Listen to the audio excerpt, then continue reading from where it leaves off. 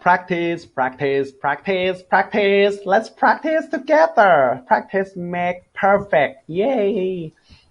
All right, let's practice. Before you take the quiz on, let's do this together. So let's see if you can follow me. All right. Try to do it by yourself first and then check with me along the way. Okay. All right, the first one where we got indicate whether each of the following fulfill the octet rule.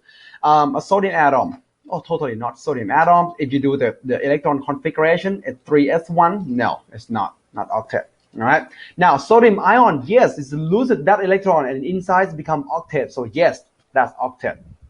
A fluorine nucleus with 9 electrons.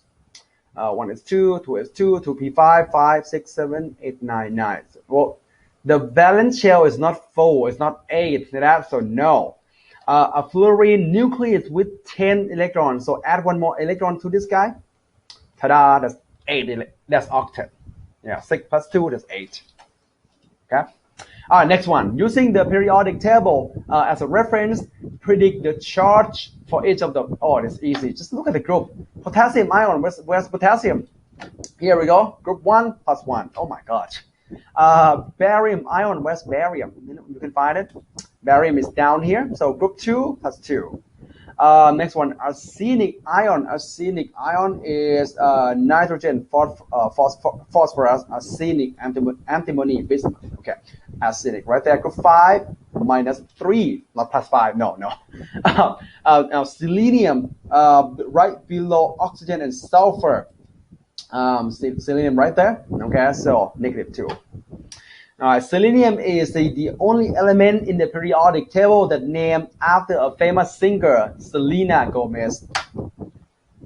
No, I'm kidding. No, don't believe it. No, I'm joking. So, no. Yeah. Next one. That's not true. Determine whether the following would gain or lose electron to fulfill the octet rule. Alkali earth metal. What group is alkali earth metal? Group 2. Group 2 plus 2. Right? Try lose the electron to become octet. So all of them. So magnesium, if you lose 2 electrons inside the octet, right? Calcium lose 4s2, lose 2 electrons inside the octet. You know? Beryllium loses 2 electrons and 1s2. That's a electron configuration of helium, which is also stable. Right? Filled the valence shell is filled. All right, oxygen atom. What's oxygen group? What? Group 6. All right, oxygen group 6. 6 electron. Gain 2 more. Become octet. Next one, an atom with an electron configuration of that. First of all, what group is this?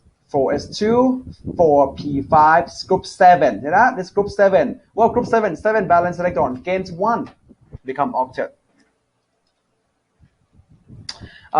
D, an atom with an electron configuration of 5s1. What group is this? That's group 1. If you remember, this electron configuration is condensed. It's a condensed version, which is we call a noble gas core, right? We use the electron configuration of halogens right before them in the periodic table, and then we leave the valence shell, so we can see that's a valence electron. You know? So 5s1, that's totally group 1, one valence electron, and group 1 loses 1 electron. That's it. Sodium, potassium, rubidium, cesium, francium. Okay, all do the same thing. An atom with an electron configuration of xenon and 6s2. What group is this? This is group 2, so 2 electrons. So this group 2. Group 2 loses 2 electrons. There we go. Now, last one, a neutral atom with 53 electrons. So 53 electrons, or 53 proton, 53 electron. You can look it up. What 53 proton? What element is that? Right? If you look up the periodic table, you should know. Look first. Don't wait for me. Look first. Pause video right here. Look use the periodic table. 53 proton, atomic number 53. That is iodine. Okay. And group 7 valence electron, gains 1 electrons. That's it. Next one, write a formula or names for the following. All right, 2-oxyanion with chlorine. Well, just come up with something. So oxyanion that has chlorine in it. Chlorate, perchlorate, chloride, hypochlorite. Pick one you like. All right. All right, try to do this on your own. Don't just look at the answer, okay? Next one, 2 oxyanion with bromine. So we can go bromate, perbromate, bromide, hydrobromide. 2 oxyanion. That's over. That's D right there. That's supposed to be S. With phosphorus in it. Well, there are 2 of them: phosphate and phosphite. An ionic compound with silver. Well, I mean, there's a lot of it. You can do silver with like chlorine, silver chloride, silver bromide, silver iodide, silver pair up with group 5, silver nitride, silver phosphide, phosphorus. You can pair silver up with group 6, right? Oxygen or sulfur, like silver oxide, silver sulfide, whatever you want to.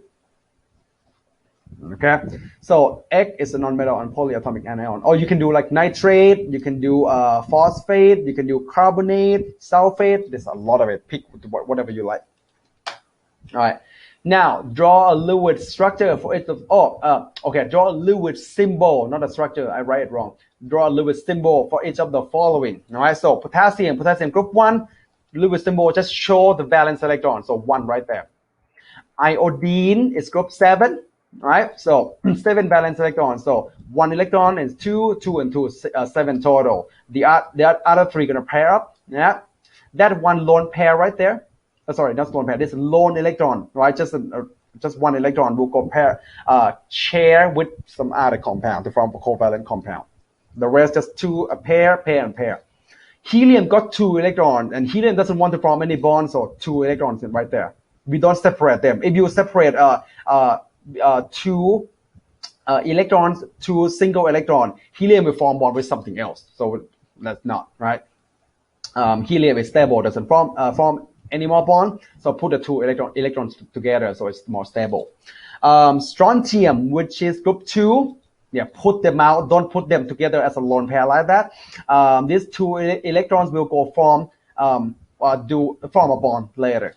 Okay. Carbon. So carbon, put them 4 electrons out like that. So carbon will form 4 bonds. Okay.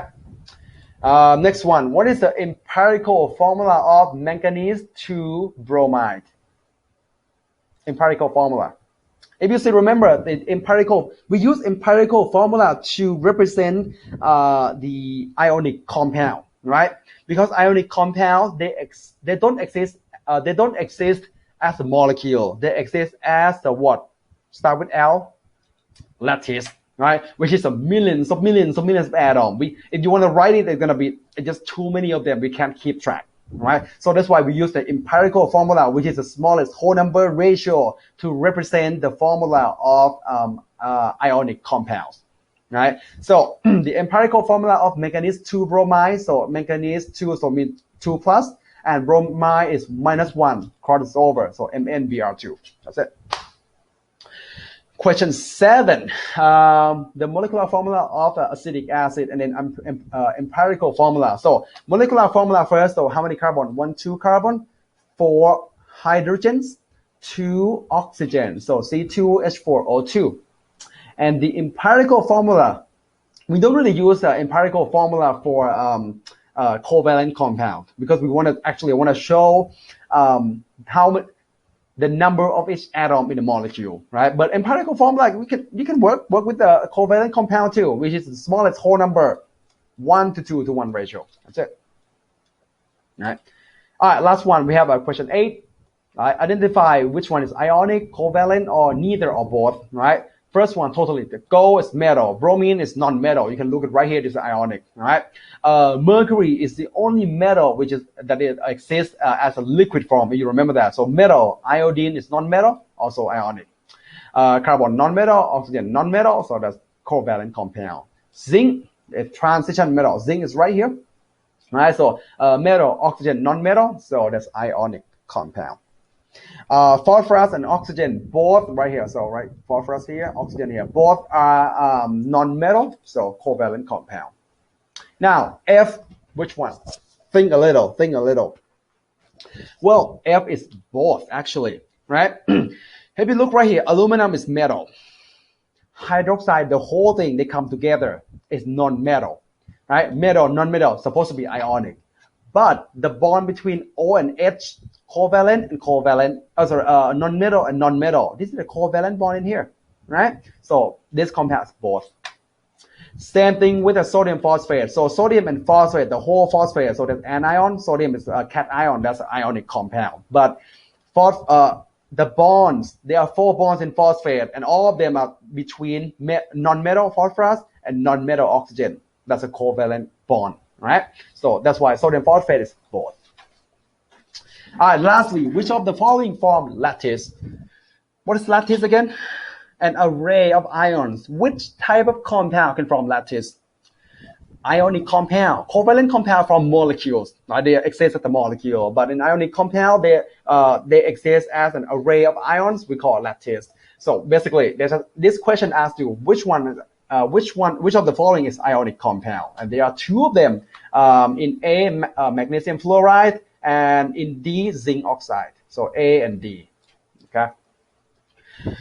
All right, this next one, provide a name of or a formula. So lithium, so this one, well, just a practice, okay? I'll just keep going. So you just check with me here. So lithium sulfide, the first one, all right? Calcium carbonate, CaCO3, so calcium 2 plus, carbonate 2 minus. So just like that, leave it like that. Copper hydroxide, all right?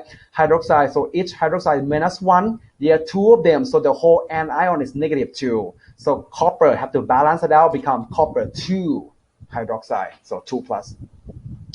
Ammonium nitrate, so it's plus 1 and minus 1, so leave it just like that. Gold sulfide, all right? So what's the oxidation number of gold? So sulfur is minus 2, like right below oxygen. So group 6 minus 2, 3 of them minus 6.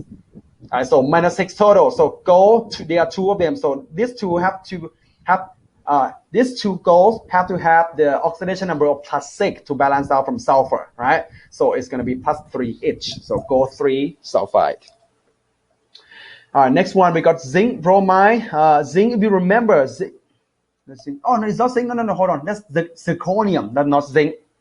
Yeah, sometimes we're like that's zinc. No, this is zirconium. Zirconium bromide, but it's a transition metal. So what's the oxidation number? Bromine is minus 1. 4 of them minus 4. So zinc again. Zirconium have to be plus 4. So zirconium 4 bromide. Next one, copper bromide. So bromide minus 1. So copper have to be plus 1. So copper 1 bromide. Nickel chloride. So chloride is negative 1 each. 3 of them negative 3. Nickel gonna be plus 3. So nickel 3 chloride. Now chromium. Was it 6? That's not 4. That's 6 oxide, right? So chromium plus 6, oxide minus 2. So they have 3 oxygen basically. Silver sulfide, silver. So what's the oxidation number of silver? Oh no, there are 2 transition metal that have 1 oxidation number. Silver plus 1, zinc plus 2, right? So silver plus 1. There are 2 of them, so sulfur plus minus 2. Silver sulfide, and you don't need the Roman number in here. Okay. All right, last one. I'll just have you check at home. So we have this one called covalent compound. So we have tetra sulfur, tetra nitride, carbon disulfide, boron trifluoride, right? We have sulfur hexafluoride, xenon tetrafluoride, and phosphorus. Hold on. Diphosphorus pentaoxide. Hey, we're done with chapter 5. Let's go to chapter 6.